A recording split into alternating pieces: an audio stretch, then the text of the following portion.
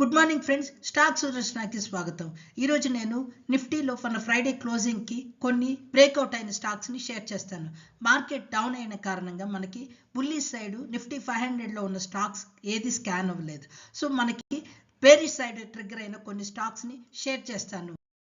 Standard disclaimer: I am sharing this only for educational and informational purpose. Please do not make any trade based on the view shared in the video.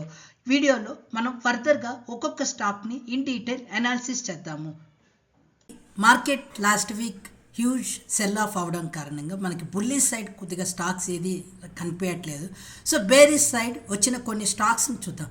ఫస్ట్గా NBCC చూసినట్టయితే దాని యొక్క resistance 128 నుంచి అది correct అయ్యి ఈ వారం మనకి లాంగ్ బేరిష్ క్యాండిల్తో 95 దగ్గర వచ్చి హోల్డ్ అయినట్టు కనిపిస్తూ ఉంది.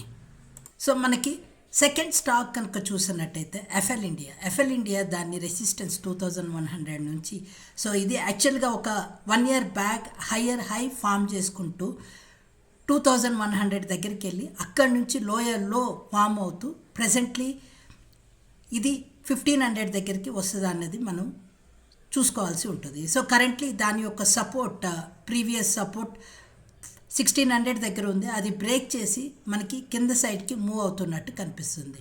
సో మనకి బేసిక్గా small cap mid cap correction వల్ల ఈ స్టాక్ కూడా కరెక్ట్ అయినట్టు మనం అర్థం చేసుకోవచ్చు. సో మన థర్డ్ స్టాక్ వచ్చేసరికి రెడింగ్టన్ ఇండియా చూసినట్టయితే మనకి దాని యొక్క రెసిస్టెన్స్ 300 దగ్గర కనిపిస్తుంది. సో అది దాని యొక్క సపోర్ట్ 235 దగ్గర ఉంది. సో మనకి ఈ పర్టికులర్ సపోర్ట్ ప్రీవియస్ తీసుకున్న సపోర్ట్ ఏదైతే ఉందో ఈ క్యాండిల్ చూసినట్టయితే మనకి ఈ హ్యూజ్ సెల్ ఆఫ్ క్యాండిల్ కనిపిస్తుంది. కాబట్టి నెక్స్ట్ 234 అనే సపోర్ట్కి వెళ్తుందా అనేది మనం చూడాల్సి ఉంటుంది. మనకి నెక్స్ట్ వేరే స్టాక్ కనుక చూసినట్టయితే బ్లూ స్టార్ ఇండియా, ఇది మనకి 2000 దాని యొక్క రెసిస్టెన్స్ నుంచి అది స్లోగా కరెక్ట్ అవుతూ 1700 దగ్గర ఈ వారం వచ్చి మనకి ఒక సపోర్ట్ జోన్కి వచ్చి క్లోజ్ అయ్యింది. మేబీ మనకి ఈ సపోర్ట్ని రెస్పెక్ట్ చేస్తుందా లేదు అంటే కిందకి వెళ్తుందా అనేది మనం ఫర్దర్గా వాచ్ చేయాల్సి ఉంటుంది. సో మన నెక్స్ట్ స్టాక్ కనుక చూసినట్టయితే LIC India, so life insurance corporation of India. So ఈ స్టాక్ కనుక చూసినట్టయితే మనకి 1000 ఒక రెసిస్టెన్స్ ఉంది.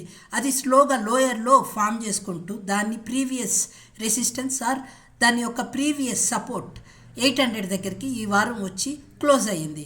మేబీ ఈ లాంగ్ బేరిష్ క్యాండిల్ కనుక చూసినట్టయితే మేబీ ఈ స్టాక్ ఫర్దర్గా డౌన్ అవుతుందా అనేది మనము ఫర్దర్గా వాచ్ చేయాల్సి ఉంటుంది.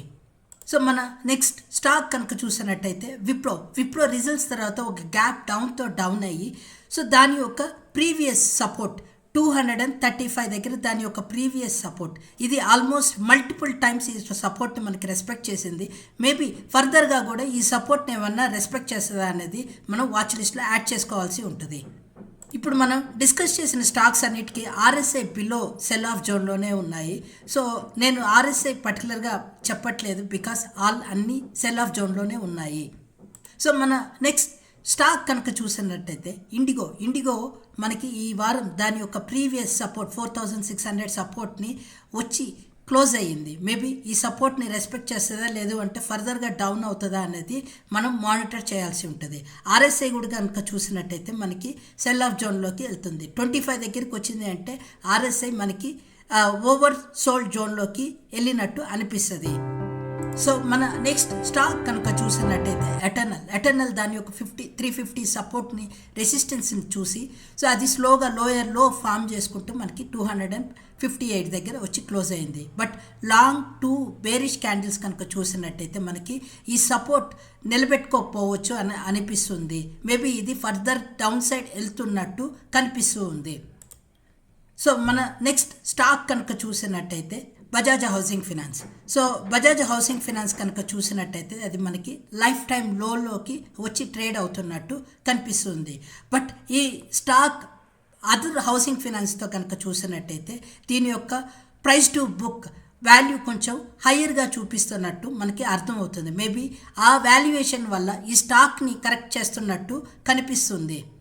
సో మన నెక్స్ట్ బేరిష్ స్టాక్ కనుక చూసినట్టయితే ఫ్రైడే హ్యూజ్ సెల్ ఆఫ్ అయిన స్టాక్స్ని తీసినట్టయితే మనకి బేరీ సైడ్ టాటా పవర్ కనిపిస్తూ ఉంది. సో టాటా పవర్ మనకి దాని యొక్క ప్రీవియస్ సపోర్ట్ 340 దగ్గర వచ్చి క్లోజ్ అయినట్టు అనిపిస్తుంది.